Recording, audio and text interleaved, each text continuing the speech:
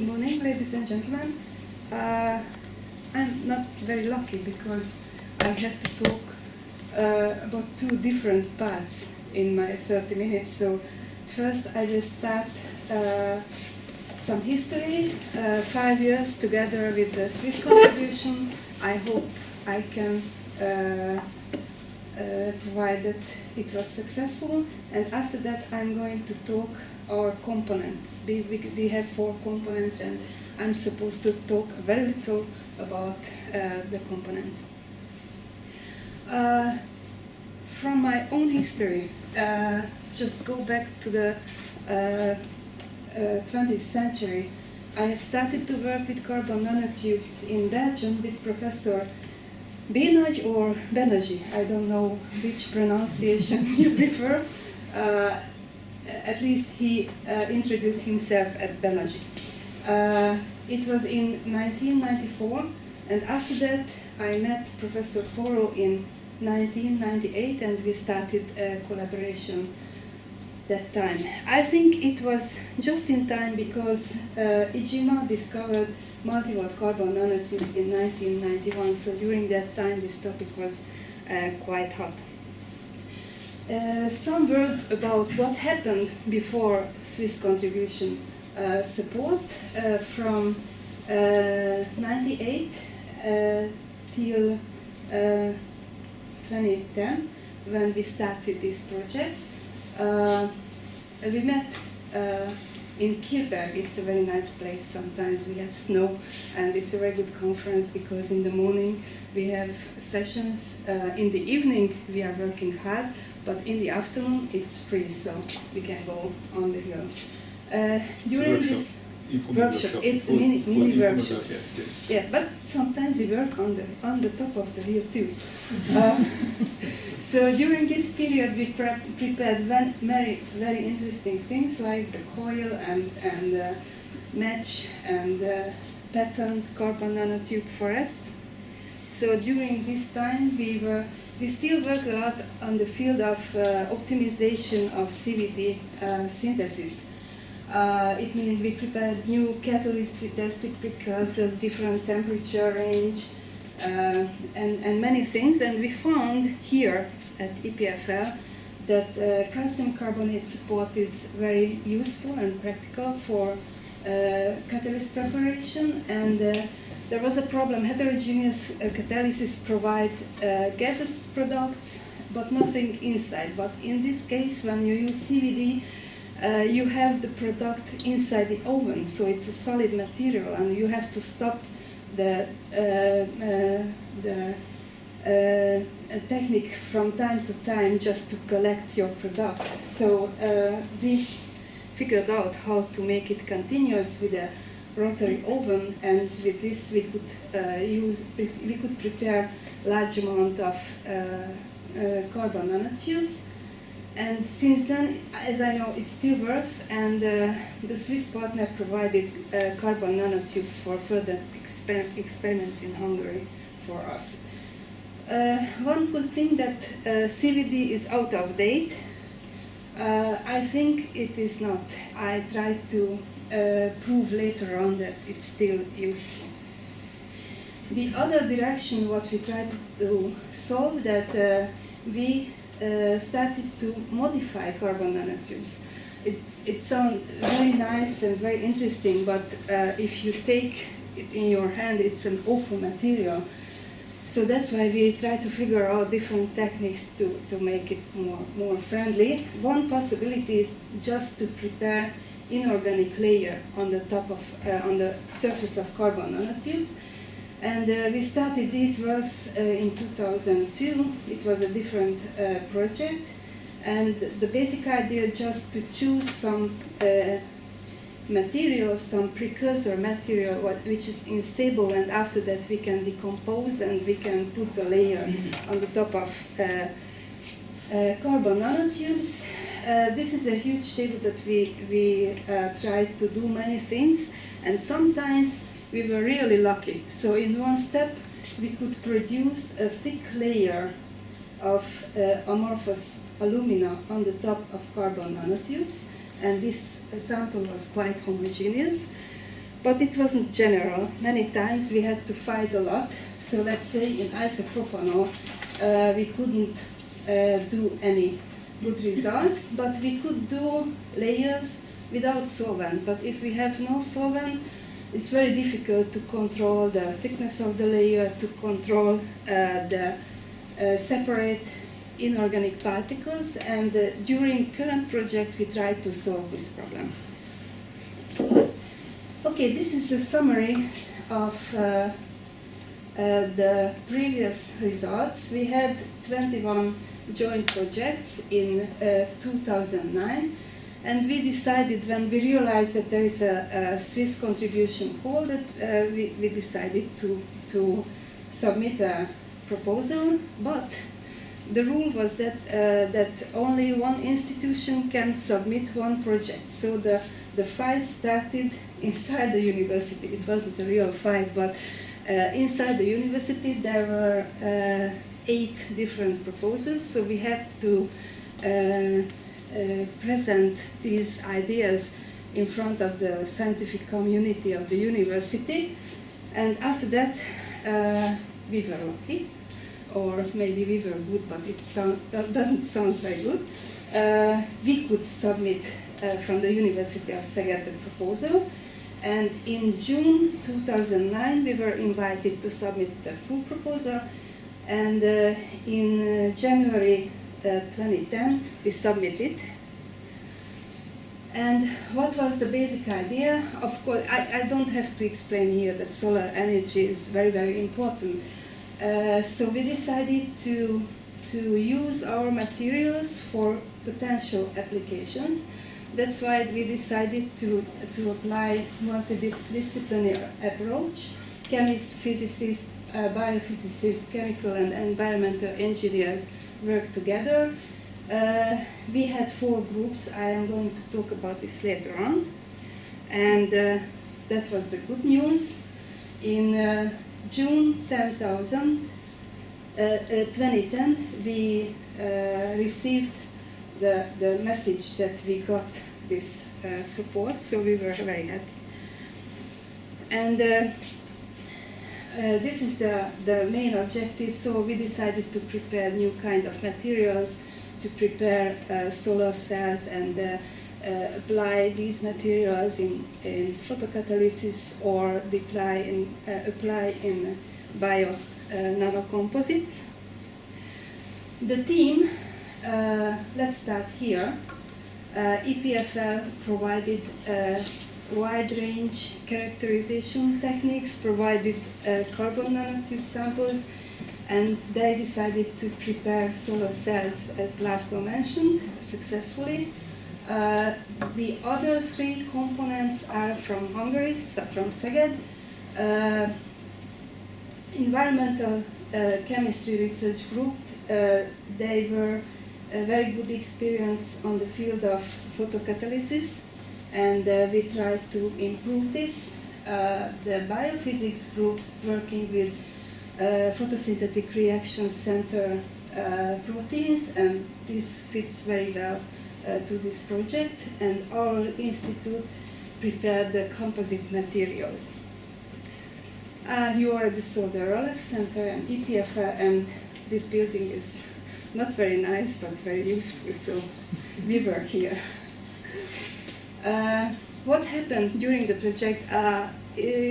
László mentioned that it's a real live collaboration. So since the last century we were meet from time to time, and it was working during this project too.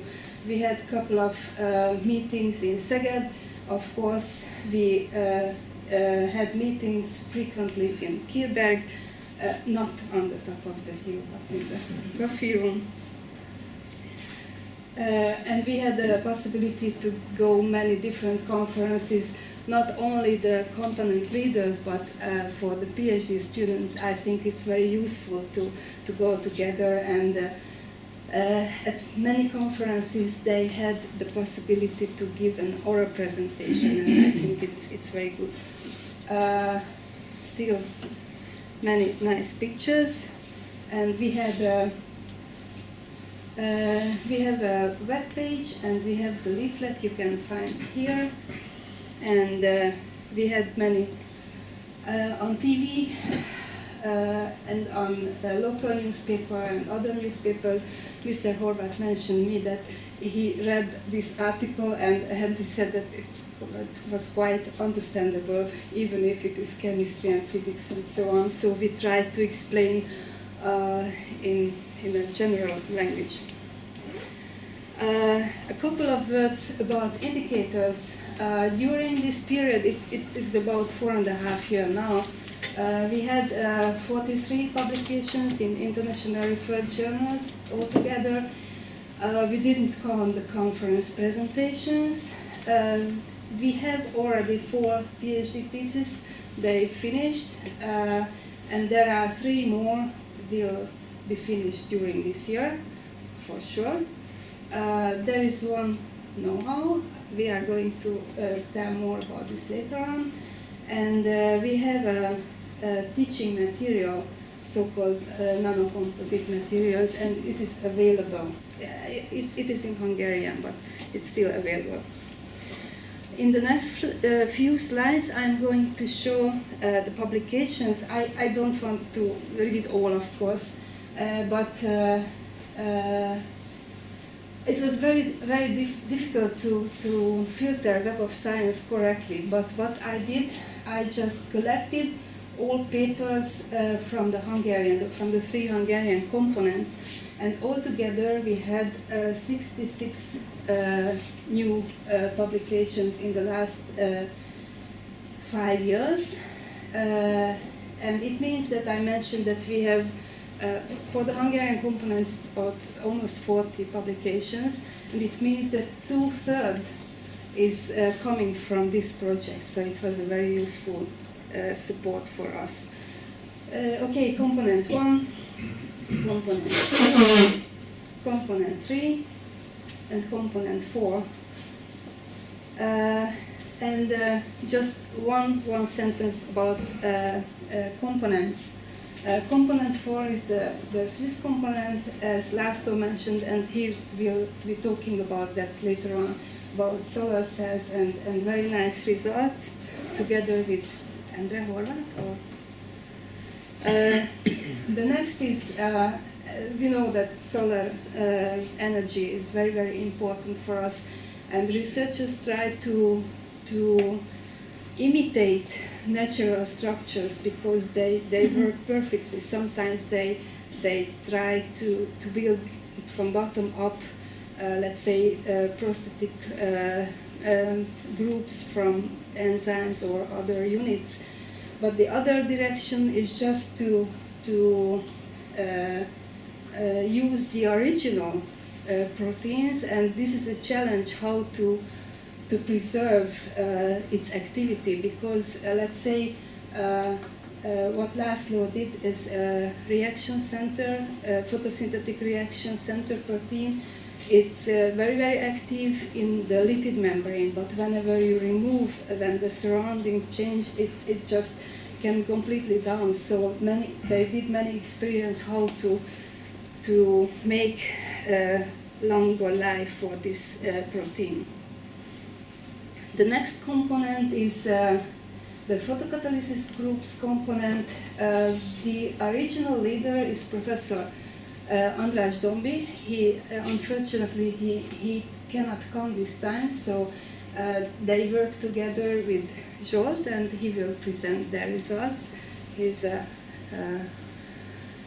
not a senior researcher, not yet. He doesn't like if I say that he's a senior researcher. He's in between senior and postdoc fellow. Let's turn to the second part of my talk. This is our component. We work at the Department of Applied and Environmental Chemistry, but inside this department we have an own group, and sometimes we call it Applied Nanotube Technology, and the acronym is AND, and this means that we are not very small, but we work a lot.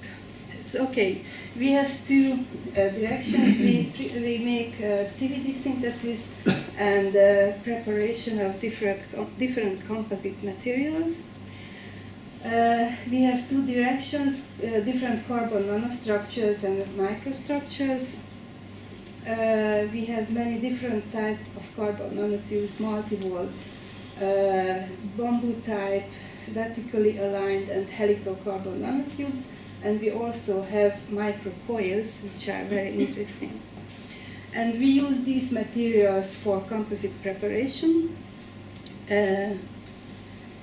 We prepare different inorganic layers. At least we try to work out how to control the fabrication of these layers. And the other is the polymer reinformance line and also photocatalysis. And we try to find potential applications for our materials. And in the afternoon or maybe tomorrow you are going to listen to a couple of talks from our group. The first will be presented by Dori. She's sitting here. Her PhD topic is the preparation of coiled carbon nanotubes, and it's a very, very tough topic because it's very difficult to solve.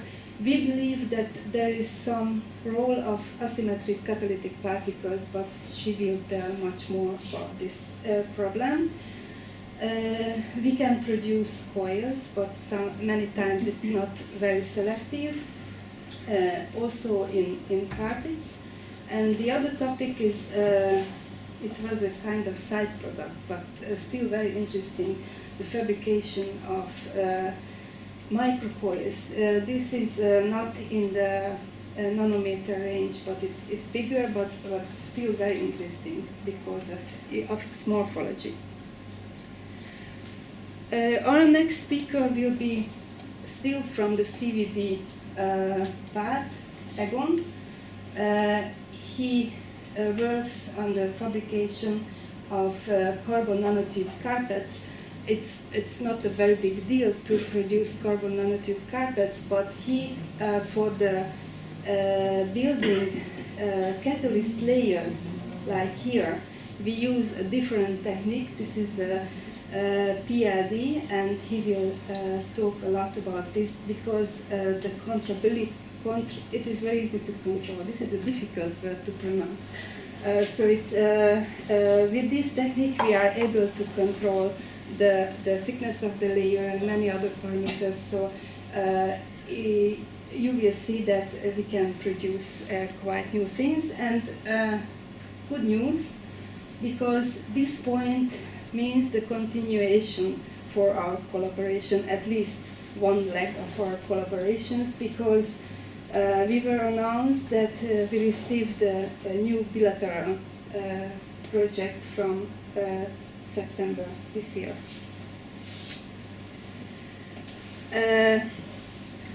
Carbon nanotube modification, fabrication of inorganic layers. This is the other direction besides CVD technique. Zoltán worked a lot on this field, and he defended his thesis last year. But I think it's interesting to mention right now he's in Zurich at EMPA with the SciEx.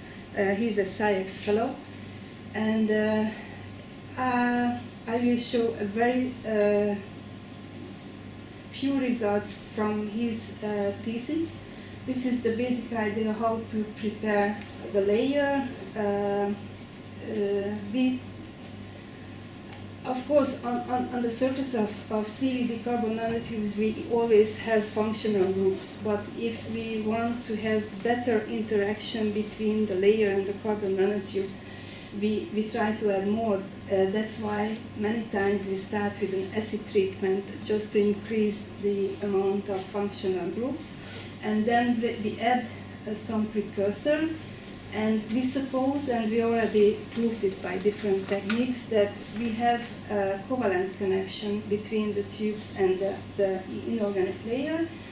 And after that, if it is necessary, we use calcination just to get crystalline material instead of amorphous layer, because for many reasons, let's say for photocatalysis, it's very important that we have crystalline material. And this experiment is quite new. It was the basic idea was figured out together with Arno and Laszlo. Wake up. Just filter multiple carbon nanotube in a film or paper, and then we put it in an excicator, and we hope that if we produce exact value of humidity in the excicator, we can control the layer on the surface. So depending on relative humidity, we could prove that with increasing relative humidity, the layer was quite different. This paper is under review right now, as I remember. Okay, I think it's a very nice and very useful result. And let's go back a little bit. Peter will have a presentation about the other part of carbon nanotube modification. The original problem, what I mentioned in the first part of my talk, that the thickness of the layer cannot be controlled, and the bulk phase sometimes cannot be avoided, so it's not good. That's why we tried to work systematically. We changed the reactor, we used different precursor molecules, we chose different solvents, and we controlled hydrolysis with different ways, and we could go further step by step in this way. But he will tell much more about this field. And the special field of organic layer carbon nanotube composite is the photocatalytic part. Balázs will tell much more about that. It's an old result that carbon material might affect photocatalysts, but the reason is not very well known.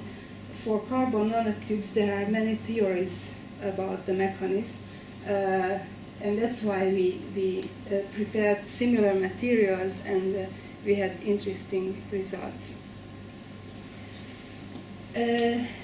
This is a further application of composite materials. The basic idea was that we have plastics, but the mechanical properties of plastics is not very good. So it's quite common that they are informed with different fibers, carbon fiber, glass fiber, aramid, and so on. It's obvious to try if carbon nanotube could work in this situation.